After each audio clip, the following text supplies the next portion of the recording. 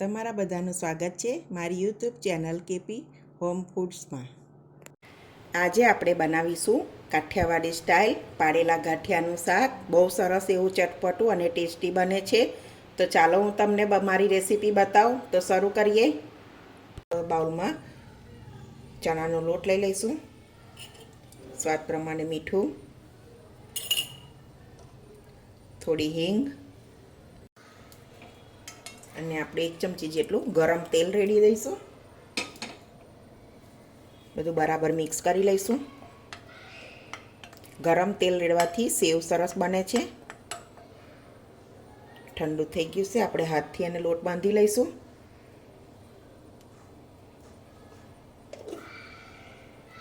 તો આપણે સેવ માટે લોટ બાંધવાનો છે, એટલે પાણી બહુ નહીં ઉમેરવાનું।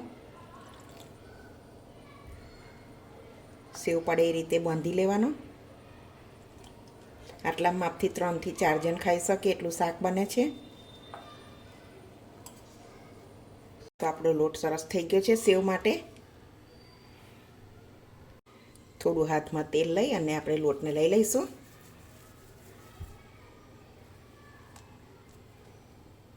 તો આપણો આ રીતે લોટ તૈયાર છે। તો 2 ટીપા પાણી લઈ અને લોટને મસળવાનો। આ રીતે લોટને મસળવો એ પ્રોસેસ બહુ સરસ છે। એનો કલર આખો ચેન્જ થઈ જશે ને સેવ બી સરસ પડશે। તો આપણો લોટ મસળાઈ ગયો છે। તો અહીંયા આપણે લસણની પેસ્ટ બનાવવા માટે લસણ લઈ લીધું છે 10 એક કરી। આ શાકમાં લસણ આગળ પડતું હોય તો સારું લાગે છે। 1 ચમચી લાલ મરચું, હવે એને આપણે ખાંડી લઈશું। તો આપણી પેસ્ટ બનીને રેડી છે। તો એક બાઉલ લઈ લઈશું, એમાં અમારી લસણની પેસ્ટ, 1 ચમચું લાલ મરચી પાવડર, 1 ધાણા જીરું પાવડર, 1 ચમચી ગરમ મસાલો, થોડી હળદર, થોડું પાણી ઉમેરી દઈશું, બરાબર મિક્સ કરી લઈશું। પાણી ઉમેરવાથી બધા મસાલા સરસ ફૂલી જાય છે અને બળતા નથી વઘારમાં। તો આપણે એક કઢાઈ લઈ લીધી છે। 1 વાડકી જે લોટ લીધો હતો એ 3 વાડકી આપણે પાણી ઉમેરી દઈશું।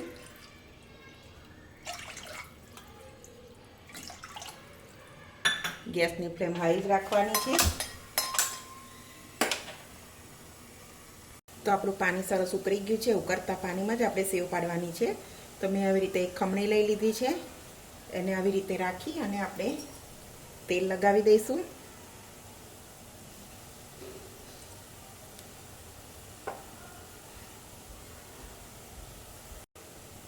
ને આપણે ખમણીની મદદથી આ રીતે સેવ પાડી લઈશું।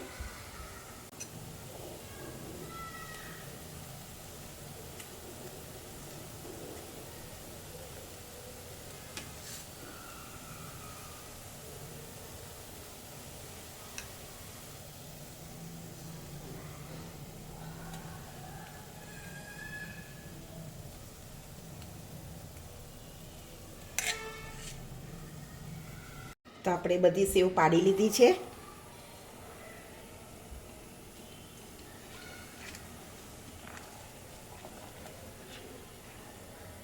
તો આપણે હવે આ ઉકળેલું પાણી છે એ બંધ કરી દઈશું અને 1 વાડકી છાશ લઈ લઈશું।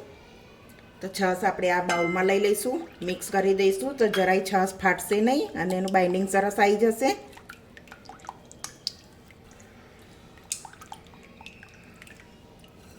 હવે આપણે ઉમેરી દઈશું અંદર।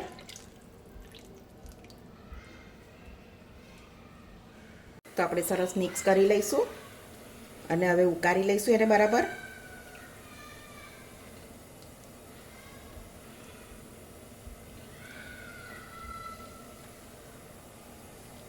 તો આપણું સરસ ઉકળીને રેડી થઈ ગયું છે। હવે આપણે એને વઘાર કરી લઈશું। વઘાર માટે મેં એક અહીંયા આગળ નાની પેન લઈ લીધી છે, 3-4 ચમચી જેટલું તેલ, તેલને બરોબર ગરમ થવા દઈશું। તો આપણું તેલ સરસ થઈ ગયું છે। તો અડધી ચમચી જેટલું રાઈ, અડધી ચમચી જીરું, 2 સૂકા મરચાં, 2-3 લવિંગ, મીઠા લીમડાના પાન, એક ડુંગળી લીધી છે ઝીણી સુધારેલી, એને આપણે ઉમેરી દઈશું. બરાબર મિક્સ કરી અને સાતળી લેવાનું.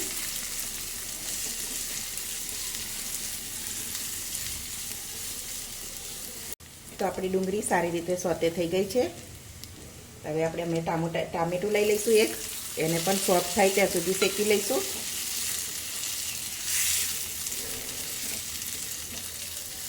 તો આપણા સરસ ટામેટા સતરાઈ ગયા છે. હવે આપણે મિક્સ કરેલો મસાલો રેડી દઈશું અંદર.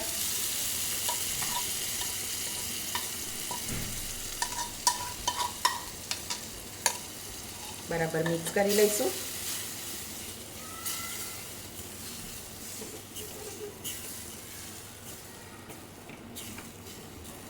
તો આપણા સરસ મસાલા બધા સતરાઈ ગયા છે. તો હવે આપણે ઉમેરી દઈશું શાકમાં. તો આપણે શાકમાં ઉમેરી લઈએ.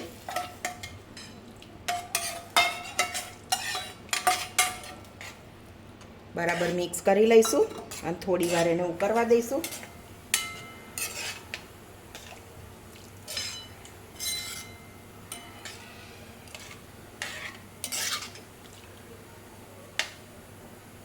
થોડું આપણે ખટાશ ને બધું બેલેન્સ કરવા માટે 2 ચમચી ખાંડ લઈ લઈશું. બરાબર મિક્સ કરી લઈએ.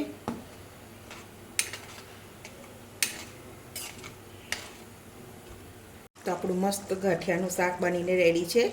ઉપર આપણે થોડા ધાણા ઉમેરી લઈશું.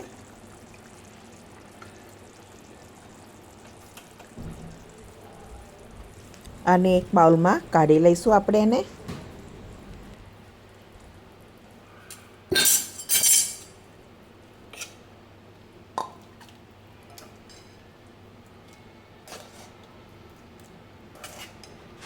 તો આપણું પાડેલા ગાંઠિયાનું શાક બનીને રેડી છે. તો તમે પણ એકવાર આવી રીતે ટ્રાય કરજો, બહુ સરસ બને છે. અને તમને જો મારી આજની આ રેસીપી ગમી હોય તો મારી વિડીયોને લાઇક કરજો, તમારા ફ્રેન્ડ જોડે શેર કરજો, મારી ચેનલને સબસ્ક્રાઈબ કરજો. તો હવે મળીશું એક નવી રેસીપીમાં. ત્યાં સુધી બધાને જય શ્રી કૃષ્ણ.